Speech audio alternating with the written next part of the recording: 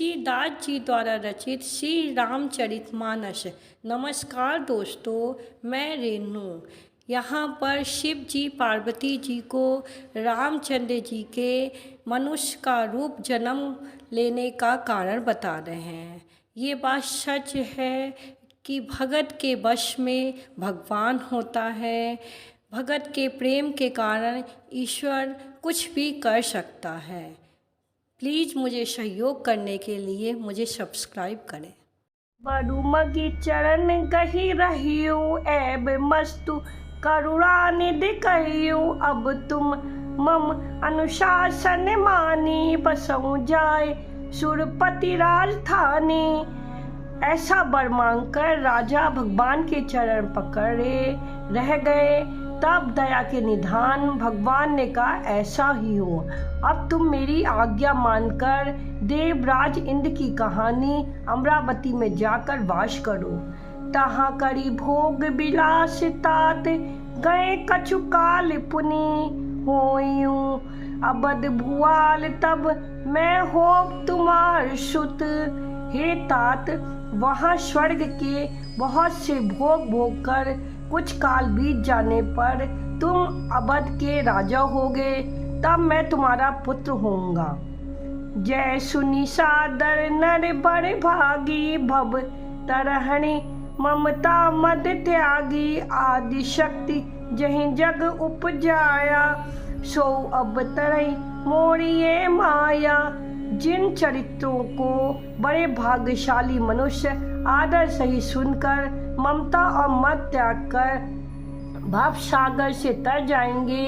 आदि शक्ति ये मेरी स्वरूप भूता माया भी जिसने जगत को उत्पन्न किया है अवतार लेगी। पुरौब मैं अभिलाष तुम्हारा सत्य सत्य पन सत्य हमारा। पुनि पुनि अस कही कृपा निधाना अंतर्धान भय भगवाना। इस प्रकार मैं तुम्हारी अभिलाषा पूरी करूँगा। मेरा प्रण सत्य है, सत्य है, सत्य है। कृपा निधान भगवान बार बार ऐसा कहकर अंतर्ध्यान हो गए। दंपति उर्धरि भगत कृपाला तहीं आश्रम निवसे कछु काला। समय पाए तनु तजी अनियाशा जाई कीन अमरावती बाशा। वह स्त्री पुरुष राजा रानी भक्तों पर कृपा करने वाले भगवान को हृदय में धारण करके कुछ काल तक उस आश्रम में रहे। फिर उन्होंने समय पाकर सहज ही शरीर छोड़कर अमरावती इंद्र की पुरी में जाकर वास किया। ये इतिहास पुनीत अति उमय कहीं वृष केतु। भरद्वाज सुनु अपर पुनि राम जन्म कल हेतु। यज्ञ बलक जी कहते हैं, हे भरद्वाज, इस अत्यंत पवित्र इतिहास को शिव जी ने पार्वती से कहा। अब श्री राम जी के अवतार लेने का दूसरा कारण सुनो। सुन मुनि कथा पुनीत पुरानी जो गिरिजा प्रति शंभु बखानी। विश्व विदित एक के कई देशु सत्य के तुतः बसई नरेशु। हे मुनि, वह पवित्र और प्राचीन कथा सुनो जो शिव जी ने पार्वती जी से कही थी। संसार में प्रसिद्ध एक कई देश था। वहाँ सत्यकेतु नाम का राजा रहता था। धर्म धुरंधर नीति निधाना तेज प्रतापशील बलवाना। तही के भय जुगत सुत बीरा सब गुण धाम महारंधीरा। वह धर्म की धुरी को धारण करने वाला, नीत की खान, तेजस्वी, प्रतापी, सुशील, बलवान था। उसके 2 वीर पुत्र हुए जो सब गुणों के भंडार और बड़े ही रणधीर थे। राजधनी जो शेठ सुत आई नाम प्रताप भानु असताई। अपर सुतई अरिमर्दन नामा भुजबल अतुल अचल संग्रामा। राज का उत्तराधिकारी तो बड़ा लड़का था, उसका नाम प्रताप भानु था। दूसरे पुत्र का नाम था अरिमर्दन। जिसकी भुजाओं में अपार बल था और युद्ध में अटल रहता था। भाई परम सम्मीति, सकल दोष छल बरजित प्रीति, जेठे सुतई राजनप दीना, हरि हित आप गबन बन कीना। भाई में बड़ा प्रेम और मेल, सब प्रकार के दोषों और छलों से रहित प्रीति थी। राजा ने जैसे पुत्र को राज दे दिया, अब भगवान के लिए वन को चल दिया। जब प्रताप रवि भयो नप, फिर दो आई देश, प्रजा पाल अति वेद विधि, कतौ नहीं अघक्लेश। जब प्रताप भानु राजा हुआ, देश में उसकी दूसरी दुहाई फैल गई। वह वेद में बताई हुई विधि के अनुसार उत्तम रीति से प्रजा का पालन करने लगा। उसके राज्य में पाप का कहीं लेश भी नहीं रह गया। नृप हितकारक सचिव शयाना, नाम धर्म रुचि शुक्र समाना। सचिव शयान बंधु बलबीरा, आप प्रताप पुंज रणधीरा। राजा का हित करने वाला और शुक्राचार्य के समान बुद्धिमान धर्म रुचि नामक उसका मंत्री था। इस प्रकार बुद्धिमान मंत्री और बलवान तथा वीर भाई के साथ ही स्वयं राजा भी बड़ा प्रतापी और रणधीर था। सेन संग चतुरंग अपारा, अमित सुबत सब समर सुझारा। सेन बिलोक राव हर्षाना, अरुबाजे गह गह निशाना। साथ में अपार चतुरंगी सेना थी, जिसमें असंख्य योद्धा थे, जो सब के सब रण में जूझ मरने वाले थे।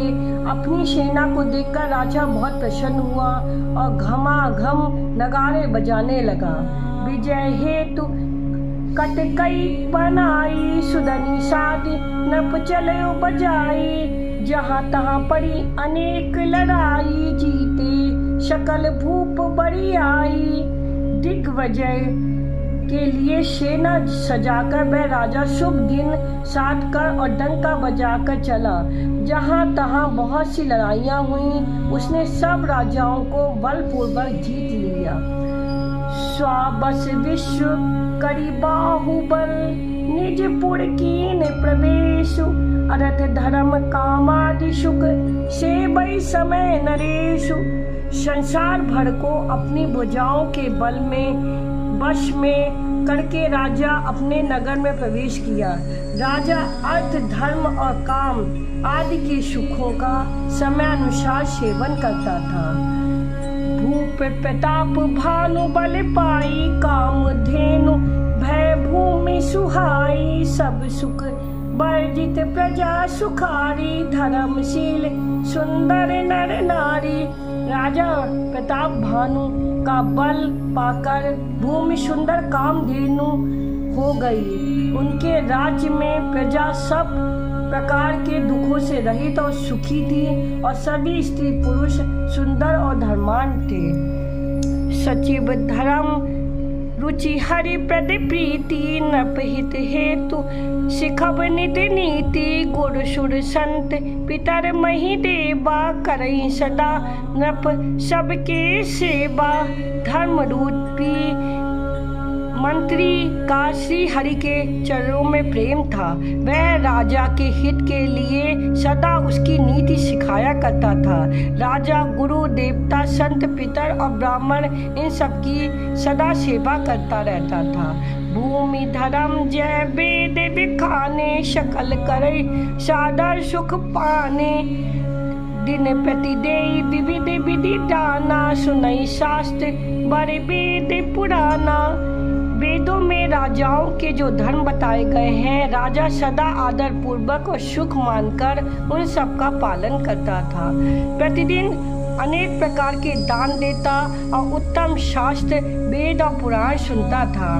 नाना बापी कूप तरागा, सुमन वाटिका सुंदर बागा। विप्र भवन सुर भवन सुहाई, सब तीर्थन विचित्र बनाए। उसने बहुत सी बावड़ियाँ, कुएं, तालाब, फूल बाड़ियाँ, सुंदर बगीचे, ब्राह्मणों के लिए घर और देवताओं के लिए सुंदर विचित्र मंदिर सब तीर्थों में बनवाए। लगी कहे पुराण श्रुति एक एक सब जाग, बार सहस्त्र सहस्त्र नृप किए सहित अनुराग। वेद और पुराणों में जितने प्रकार के यज्ञ कहे गए हैं, राजा ने एक एक करके सब यज्ञों को प्रेम सहित हजार हजार बार किया। हृदय न कछु फल अनुसंधाना, भूप विवेकी परम सुजाना। करई जे परम धर्म करम बन मन बानी, वासुदेव अर्पित नप ज्ञानी। राजा के हृदय में किसी फल की टूह यानी कामना नहीं थी। राजा बड़ा ही बुद्धिमान और ज्ञानी था। वह ज्ञानी राजा कर्म मन और वाणी से जो कुछ भी धर्म करता था सब भगवान वासुदेव को अर्पित करके करता था। जड़ बरबाजी बार एक राजा, मृगिया कर सब साजी समाजा। विंध्याचल गंभीर बन गयूं, मृग पुनीत बहुमारत भयूं। एक बार वह राजा एक अच्छे घोड़े पर सवार होकर शिकार का सब सामान सजाकर विंध्याचल के घने जंगल में गया। अब वहाँ उसने बहुत से उत्तम उत्तम हिरण मारे। फिरत विपिन नप दीख बराओ, जनु बन दूर रहो सचे ग्रसिराहो। पर विधु नहीं समात मुख माई, मनो क्रोध बस उगिलत नाही।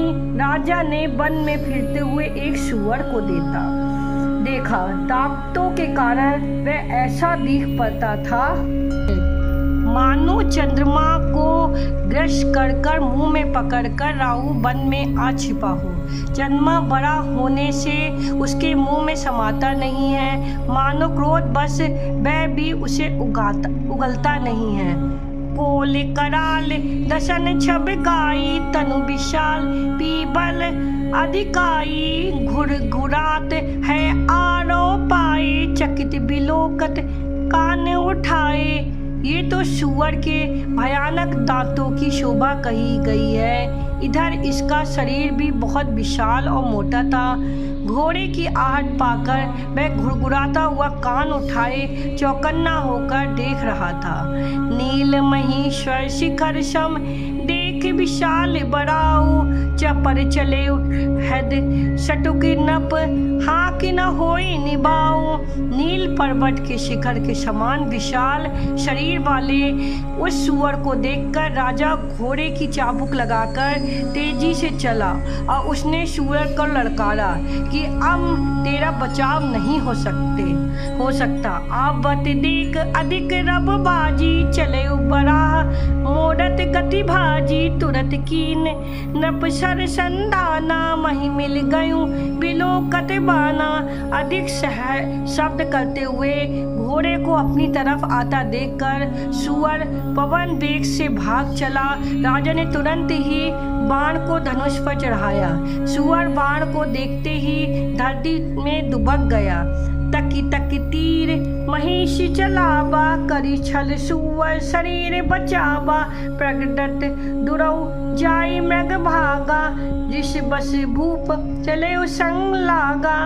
राजा टक टक कर तीर चलाता है, परंतु सूअर छल करके शरीर को बचाता जाता है। वह पशु कभी प्रकट होता है तो कभी छिपता हुआ भागा जाता है। राजा भी क्रोध के वश में उसके साथ पीछे लग जाता है। गयूं दूर घन गहन बराऊ, जहाँ नायन गजबाजी निभाऊ। अत अकेल बन विपुल कलेशा, तदपि न मृग मग तजई नरेशा।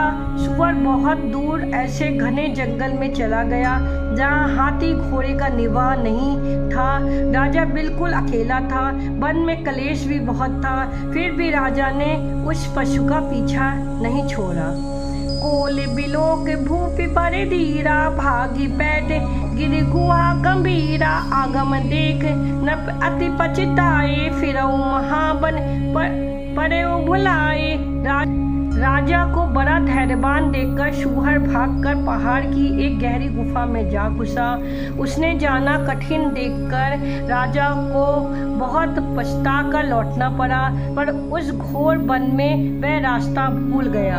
खेद खिन्न क्षुदित तुषित राजा बाजी समेत, खोजत व्याकुल सरित सर, जल बिनु भयु अचेत। बहुत परिश्रम करने से थका हुआ घोड़े समेत भूख प्यास से व्याकुल राजा नदी तालाब खोजता खोजता पानी बिना बेहाल हो गया। फिरत विपिन आश्रम एक देखा, तहाँ बस नरपति कपट मुनि बेशा, जासु देश नपलीन लड़ाई, समर सेन तज गयो पराई। वन में फिरते फिरते उसने एक आश्रम देखा। वहाँ कपट से मुनि का वेश बनाए एक राजा रहता था, जिसका देश राजा प्रताप भानु ने छीन लिया था और सेना को छोड़कर युद्ध से भाग गया था। ऋष उड़ मारी रंक जिमि राजा, विपिन बसई तापस के साजा, तासु समीप गबन नप कीना, ये प्रताप रब तहि तब चीन्हा। दरिद्र की भांति मन ही में क्रोध मारकर वह राजा तपस्वी के वेश में वन में रहता था। राजा प्रताप भानु उसी के पास गया। उसने तुरंत पहचान लिया कि ये प्रताप भानु है। राव त्रुषित नहीं सो पहचाना, देख सुबेश महामुनि जाना, उतरी तुरंत ते कीन प्रणामा, परम चतुर्ना कयो निज नामा। राजा प्यासा होने के कारण उसे पहचान ना सका। सुंदर वेश देखकर राजा ने उसे महामुनि समझा और घोड़े से उतरकर उसे प्रणाम किया, परंतु बड़ा चतुर होने के कारण राजा ने उसे अपना नाम नहीं बताया। भूपति त्रसित बिलोक तहि, सरबर दीन दिखाई, मंजन पान समेत है, कीन नपति हर्षाई। राजा को प्यासा देखकर उसने सरोवर दिखला दिया। हर्षित होकर राजा ने घोड़ा सहित अपने स्नान और जलपान किया। अस्थिर अभिजानी पुनीता पस बोले मैं दुबानी, सारी थकावट मिट गई। राजा सुखी हो गया। तब तपस्वी उसे अपने आश्रम में ले गया और सूर्यास्त का समय जानकर उसने राजा को बैठने के लिए आसन दिया। फिर वह तपस्वी कोमल वाणी से बोला, को तुम कस बन फिरऊं अकेले, सुंदर जुबा टिब पर हेले, चक्रवर्ती के लक्षण तोड़े, देखत दया लगी अति मोरे। तुम कौन हो? सुंदर युवक होकर जीव की परवाह न करके वन में अकेले क्यों फिर रहे हो? तुम्हारे चक्रवर्ती राजा के से लक्षण देखकर मुझे बड़ी दया आती है। नाम प्रताप भानु अबनीशा, तासु सचब मैं सुनाऊं मनीषा, फिरत अहेरे परे बुलाई, परे भाग देखूं पद आई। राजा ने कहा, हे मुनीश्वर सुनिए, प्रताप भानु नाम का एक राजा है। मैं उसका मंत्री हूँ। शिकार के लिए फिरते हुए राह भूल गया हूँ। बड़े भाग्य से यहाँ आकर मैंने आपके चरणों का दर्शन पाए हैं।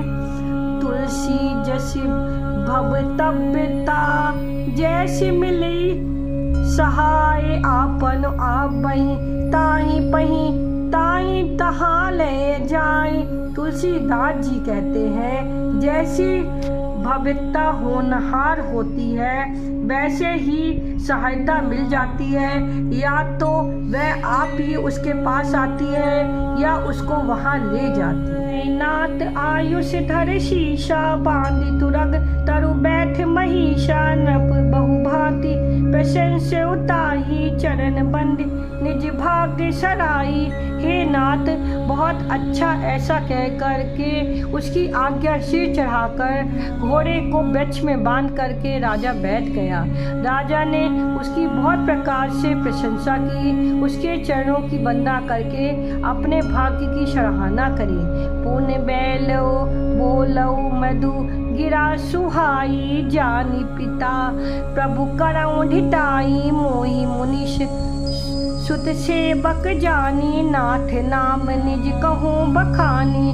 फिर सुंदर कोमल वाणी से कहा, हे प्रभु, आपको पिता जानकर मैं ढिठाई करता हूँ। हे मनीश्वर, मुझे अपनी पुत्र और सेवक जानकर अपना नाम विस्तार से बताइए।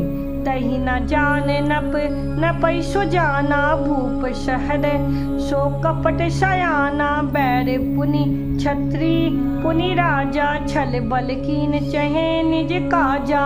राजा ने उसको नहीं पहचाना, पर वह राजा को पहचान गया। राजा तो शुद्ध हृदय था और वह कपट करने में चतुर था। एक तो बैरी, फिर जाति का क्षत्रिय, फिर राजा। वह छल बल से अपना काम बनाना चाहता था। कपट बोली बानी मृदुल, बोले जुगति समेत, नाम हमारे भिखारी अब निर्धन रहित निकेत। वह कपट में डूबकर बड़ी युक्ति के साथ कोमल वाणी से बोला, अब हमारा नाम भिखारी है, क्योंकि हम निर्धन और अनिकेत यानी घर के द्वार के हीन हैं। तेहि ते कहीं संत श्रुति तेरे, परम अकिंचन प्रिय हरि के रे। तुम सम अघन भिखारी अगेहा, होत बिरंच सिवै संदेहा। इसी से तो संत और वेद पुकार कर कहते हैं कि परम अकिंचन, सर्वथा अहंकार, ममता और मान रहित ही भगवान को प्रिय होते हैं। आप सरीखे निर्धन भिखारी और ग्रहहीनों को देखकर ब्रह्मा और शिव जी को भी संदेह हो जाता है कि वास्तविक संत है या भिखारी। भगत के वश में है भगवान, भगत के वश में है भगवान। जय श्री राम।